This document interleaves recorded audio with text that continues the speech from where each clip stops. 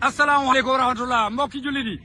voilà gis ngeen mbaam yi encore dawaat naa même pas 1 kilomètre ma fekkaat ay mbaam ci kaw tali bi ñu ngi nii nen yéen a leen gisal seen bopp mbaam yaa ngi nii ci kaw Ila Touba bi waaw Ila Touba ak mbaam moom nu ngeen ko mën a gisee ba tey ñu koy seetaan di ko xool ba accident yu garaaw am fi ñuy soog a wax xool ngeen mbaam mi ngi nii ci kaw tali bi mi ngi nii di lekk caxat yi sa ci kaw tali bi parfois sax dañuy jàll ba fële ca fond ba foofu lañ leen di fekk am na mbaam yi fi fekk mi ngi nii gis ngeen ko waaw lii moom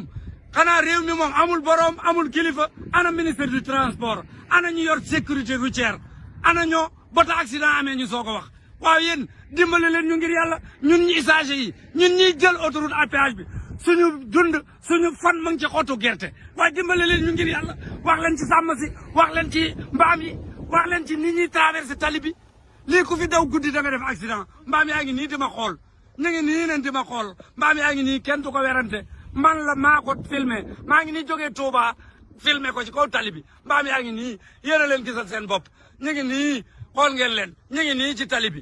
lii moom werante xuuxaan su mi ngem ba kenn du ko weddi mu ngi nii waaye dimbale leen ñu ngir yàlla. bul fàtte abonné ci chaîne bi di Sénégal Info TV te boo abonné wu nekk nga seen vidéo partagé ko te bés ko def notification bi ndax vidéo bu dugg ñu mën see jot Sénégal Info TV seen bi fi nekk la askan wi. alhamdulillahi rabbil alamin wassalatu wassalamu ala rasulillah